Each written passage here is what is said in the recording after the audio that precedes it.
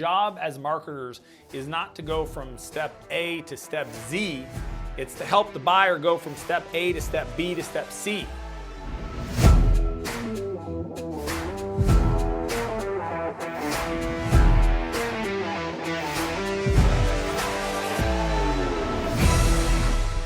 Hey there, I'm Dan Martell, serial entrepreneur, investor, and creator of SaaS Academy. In this episode, I'm going to share with you the 4 key campaigns for your email marketing. A lot of you are doing email marketing, you're just blasting people. You think like, I'm just going to share everything I know. You have no strategy. You have no strategy for how to deal with new leads, customers, or even ongoing engagement. I even have friends that have told me recently that they've got email lists they haven't sent an email to in 6 months. Okay, if that's you, I'm going to show you how to overcome that, create a simple process to do this based on literally 20 some years of writing email campaigns. And be sure to stay to the end because I'm going to tell you how to get access to my email flow planner, which maps out the whole process. And more importantly, I even have an email template in there called the Account Reviewer that will allow you to get expansion revenue in your business. If you have a service business, just think of it as like getting people that are current customers to buy more from you. I'm going to share with more on that at the end. So I love email. I love email for so many different reasons. One, it's an asset. It's powerful. It's real time. You know, you can persuade people to support your nonprofit projects, your initiatives, get customers from it. And if you do it right, it's going on 24/7. You literally can have somebody in a different part of the world being nurtured, introduced to your business, your products, and buy from you while you are sleeping. This is a real thing. It doesn't matter what kind of business you're in, you know? I've been involved in writing 50 plus different email campaigns, from launch campaigns to nurture campaigns to you name it. Not only that, I've spent $100,000 plus on courses, books, experts. I mean, if I start looking at my copywriting team and my email team, like that number, you add a 0 to that and maybe, add a lot more money. I've spent a lot of money on the art of email. And I first learned about it really like the formal way that inspired this conversation with you today is a guy named Ryan Deiss. He's not only become a friend of mine and a coaching client in SaaS Academy, but he built a product called The Machine that I bought. I think it was exactly $2,000. Okay, I bought this thing when it came out because it was like promising all this stuff. And it was the most thorough example of like how to think about email and bringing people up a value ladder and what to do with them. And, you know, and I've not only devoured that program, but I've gone on to buy many other people's because I'm always looking for like that 1 or 2 idea that's going to give me an edge, right? That 1% better over 5-10 years creates separation from everybody else. So I have an unlimited budget for investing myself, but that course set the stage for how I think about email, how I think about nurturing, how I think about selling clients to get them to be aware and be on board with you using the written word and automation to grow your business. So let's get into this. So the first thing I want to talk about are the 4 campaigns. These are the ones that I want you to audit yourself. I want you to listen to how I describe them and ask yourself, like, out of 10, 1 being doesn't exist, 10 being I think I'm doing this at a world-class level. It's thorough, it's great copy, it's great engagement, I know my numbers, all that stuff. How are you doing? So the first one is the new lead sequence. This means that you have some value, okay? And it could be a call, so somebody fills out a form on your website. It could be a resource, could be a PDF, could be a spreadsheet, could be a script, could be a blueprint, could be whatever it is. But when somebody gives you an email, I would consider that a new lead.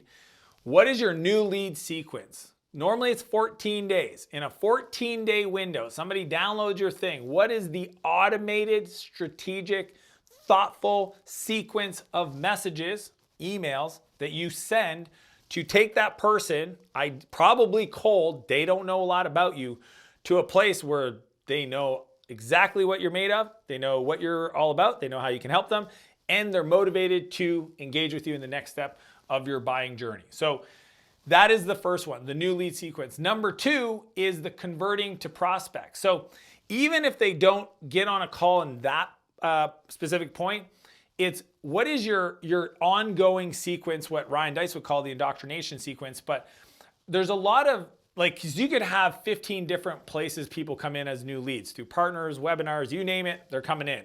And they'll go through a custom, ideally, custom email marketing campaign for that sequence.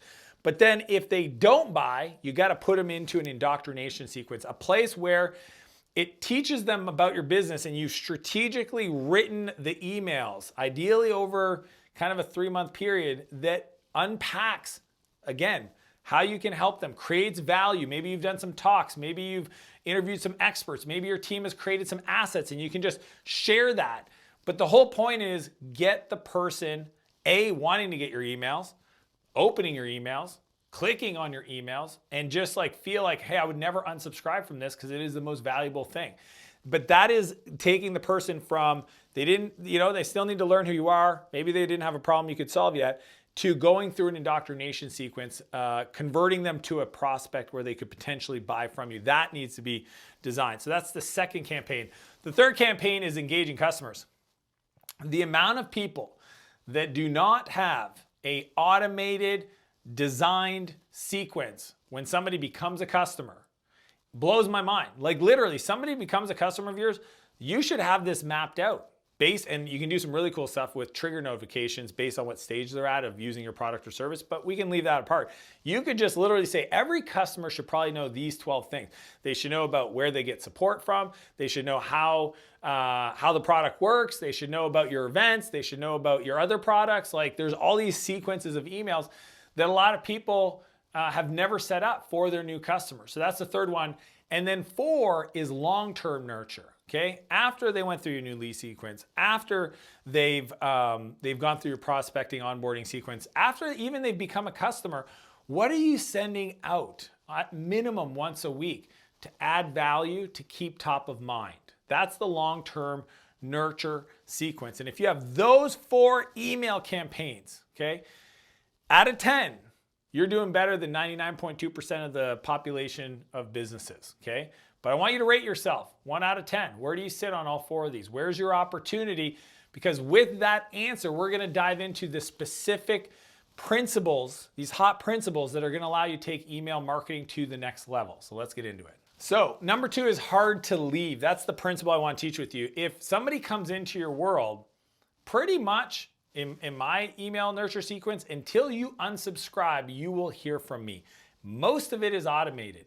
Most of it is stacking different funnels on top of each other. So depending where you come into, where you're at in the stage, we segment and we push people through. Now, do we do campaigns throughout the year? 100%. I think we have 6 to 7 different campaigns, new campaigns we're creating, but a lot of them aren't even new. They're things that we've done in the past that we just turn on, right? And the whole email automation works the exact same. So it's like if you know you're doing an event once a quarter, you can have a whole email that goes out that says, hey, do you have these problems? If so, click this link and I'm going to show you a video. When they click that link and you show them the video, you then put them in a sequence that sells them into the event.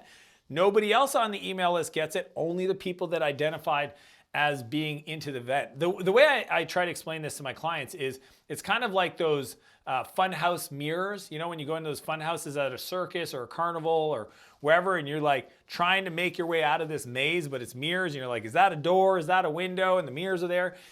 That's kind of how you want your email to work, where it doesn't matter what they do. Obviously, if they unsubscribe, let them unsubscribe, but you want to make sure you're always talking to them and they think like, wow, this is super personal. My favorite compliment in response to my emails is it feels like you are spying on me at my office, because then you know you're really communicating at your buyer's level, which is the most powerful way to do is meet them where they're at, and they will give you permission to take them where you need them for them to be successful and ideally buying and using your product. Number 2 is build the asset. So having the campaigns is awesome. You need to have at least those 4 campaigns built out. But I just want to sell you on why email is amazing. It is literally one of the few platforms you truly own in today's world, right? And I would say even email is getting a little scary. That's why a lot of people have moved to text messaging. But the principles and the philosophies and the campaigns are the same for a text message-based campaign or email. Email is the easiest one to get going, but think of it like the more emails you add to your list, it's like gold bricks that you're just building, because there's just value in those relationships. And if you don't communicate with them often, if you don't have multiple products to be able to serve them with, then those gold bricks don't have a lot of value because you're not creating. So you want to build the asset. You want to invest in your email as an asset within your business. I remember when we sold my company, Flowtown, we had a huge email list, a couple 100,000 people. And that value was significant from a complete valuation point of view. It wasn't just our revenue. It was also the email, because the buyer could see opportunities for upselling, cross-selling that pool of potential buyers and gave it value, like gold bricks. It was like its own gold brick that we got paid for because we knew enough to capture the emails. The amount of marketers and business leaders out there speaking and creating social media and doing all these things and not collecting emails blows my mind, okay? Why do you think I started off this episode saying, at the end, I'm gonna tell you how to get access to my email flow planner? This is the trade. I'll create a bunch of value for you, and then I'm gonna create a custom piece of downloadable value, and the exchange is the email, because I understand we gotta build the asset. So focus on it. Don't make it a core metric you review every week, and ask your team ask yourself, how many new emails have we added this week? Is that number going up or down or sideways? That's your opportunity. Number 4 is echo marketing. So I mentioned earlier, one of the biggest compliments that I get is, it seems like you're looking over my shoulder at my office, right? It's like you have a spy, you have a camera, you have an army of people monitoring me, because you literally sent me an email describing my pain right now, and it's happening. It's almost like they get freaked out, like people get freaked out about Facebook listening to them just with ads they're seeing. Here's why it works, and here's why the ads, does Facebook listen to you? I don't know. Let's pretend they don't, but here's what I know about my emails. I don't have spies all over the world. What I do is I extract the copy that shows up in the words used on sales calls, okay? So all of our sales calls are recorded.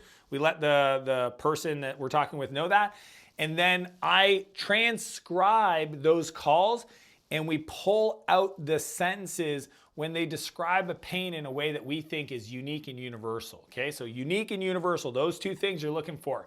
They'll say very specific things that only somebody that's in the thick of it would say, and it's usually like the language they would say to a team member in privacy in a room, okay? Which, it's like, man, I don't feel like I'm selling, I feel like I'm bringing people on a tour, right? And then we use that copy in our email campaigns, and that's why it's called echo marketing, because all we're doing is we're listening to our buyers, we're transcribing it and echoing it back to them, and then other buyers that are just like them are going like, wow, it's like you read in my mind. It's like, I'm not reading your mind, I actually listen to somebody else and I just use that language. A lot of you guys sit down to write emails, the emails are already written. Your buyers have already told you what to write, but you think you got to be creative and come up with new angles and content and strategies and launches and offers and all these things. Literally just transcribe what the people on the call are saying and use that in your copy. Number 5, it's moves forward. Okay, so the email campaigns that work really well move a potential buyer forward in the process. One of my friends, Nick Kuzmich, shared this a long time ago. He says, our job as marketers is not to go from step A to step Z. It's to help the buyer go from step A to step B to step C.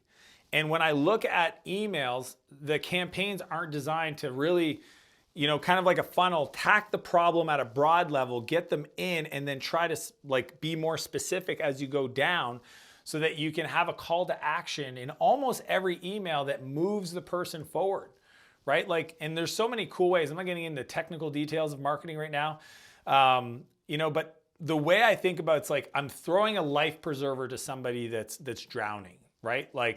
If I do this right, if my emails land, right, and I write a good sequence, it's somebody that I'm connecting with, they're in the ocean, the ship broke, and they need somebody to help them out.